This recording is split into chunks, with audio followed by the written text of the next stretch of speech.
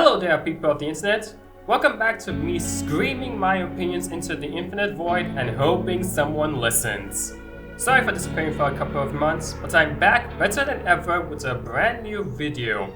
This time on Capcom's latest entry in their iconic survival horror series.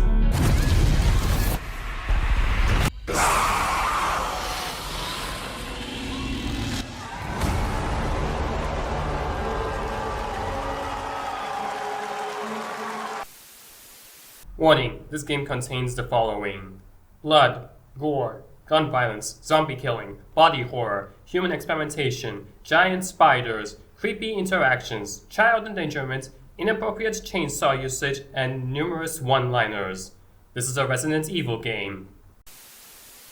Requiem is the 9th main entry in the series, following after Village.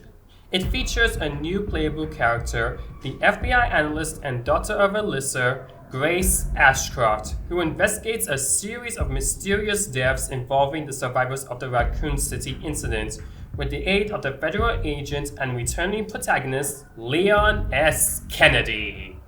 From what I can tell, a major theme of the story is PTSD and survivor's guilt, and it's explored heavily in the two protagonists. Grace blames herself for the violent murder of her mother 8 years ago, while Leon is constantly haunted by the memories of the Raccoon City incident and those he failed to save. These are two characters that have never truly moved on from their past mistakes, and Requiem uses conveniently placed narrative tools to force them to go back to the place where it all began, where not only will they overcome their trauma and gain closure, but also discover hidden truths that I am choosing not to spoil in this video, so I'm just going to end it there and move on to the game itself. The game alternates back and forth between two distinct sections, Grace's and Leon's. Each has their own unique tone and playstyle. Reminiscent of previous entries such as Resident Evil 4, Leon's sections are action-orientated, and while playing as him, you have many more options when it comes to survival, such as access to a wider variety of guns that you can use to blow zombies' heads off, which might stun them and give you a chance to get in close and perform a really cool finisher. And if by chance your soon-to-be-dead opponents just so happen to be armed, that's just another tool you can add to your arsenal to further mow down your enemies. And with each kill, you are rewarded with points that you can either use to buy even more guns or upgrade your current loadout to ensure that you are better equipped to survive further encounters. The game is actively encouraging you to be a zombie-killing action hero and stylishly take down anything that tries to get in your way, all while delivering a classic one-liner. Not gonna lie, I love it for that. And as for Grace's sections, well...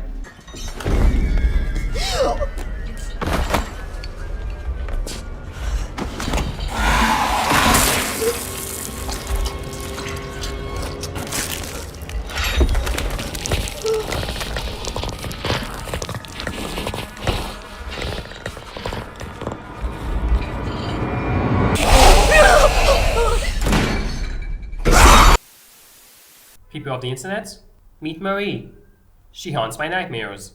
Grace's sections continue the bone-chilling horror found in Resident Evil Biohazard and Village. And just like with Jack Baker and Lady Dimitrescu, sorry if I'm mispronouncing that, you have to make your way through the environment, solving puzzles to aid in your escape, all while this unrelenting man-made horror is on your tail. You can't hurt her, you can't slow her down. All you can do is run, hide, and pray she doesn't find you. Your only saving grace is that she's blind and she can't step into the light. Thankfully, the developers decided to throw you a bone and add in a conveniently placed resting spot that you can use as a temporary safe haven.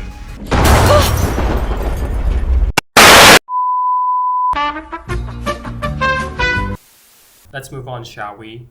Even if by some miracle you somehow manage to escape the abomination that's constantly hunting you down, you still have to contend with all the other residents who are increasingly eager to have a go at ripping your face off.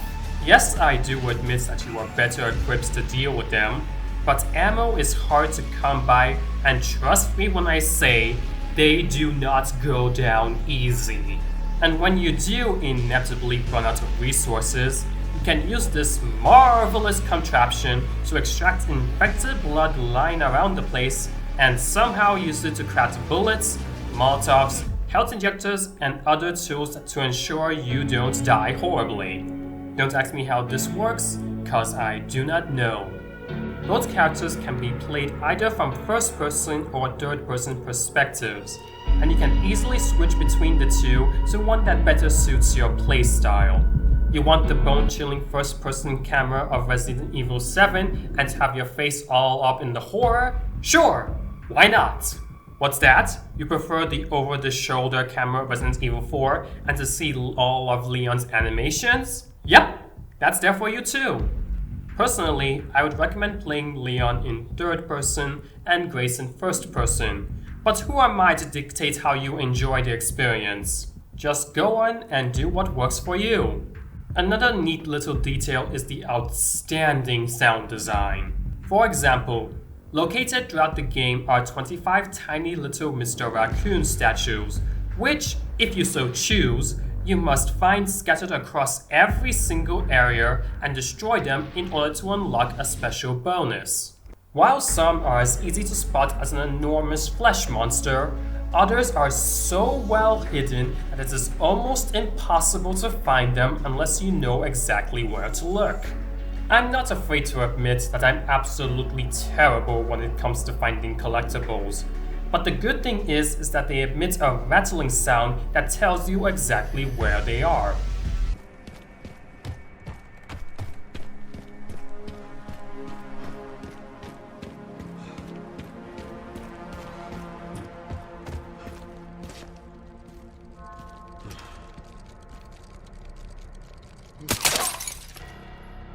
This made it so that even someone as atrocious as I am could find almost all of them in just my very first playthrough. I only missed 2 of them, but given my track record, I consider that a huge win. And as typical of any other Resident Evil game, when you do inevitably reach the end of the story, which will roughly take you around 10 to 12 hours, you're then given the option to have a new playthrough with any of the following benefits: a new difficulty, new challenges, bonus outfits, God mode, access to the model viewer along with concept art, permanent upgrades, infinite saves, ammo and durability, and brand new weapons. Wait, is that a rocket launcher? One eternity later. I've replayed this game 9 times already. Oh boy. As I'm sure you all can already tell, I had a lot of fun with this game and I'm happy to see it's doing incredibly well if its Steam charts is of any indication. Requiem is truly a huge win for Capcom. It's no wonder it outsold Village in just its first week post-release, making it the fastest selling Resident Evil since the series took off in Raccoon City 30 years ago. And with the DLC just around the corner, which the developers have mentioned will contain even more story content relating to Leon and a few minigames, I guess it's needless to say that I am anxiously yet patiently waiting to revisit this series in the future and see what else it has to offer. But I guess that's a video for another day. Thanks so much for watching and listening to my thoughts. And to the outstanding game developers at Capcom, thanks so much for the amazing game. Like, comment, and subscribe because that really helps me out. And I'll see you all in the next one. Goodbye.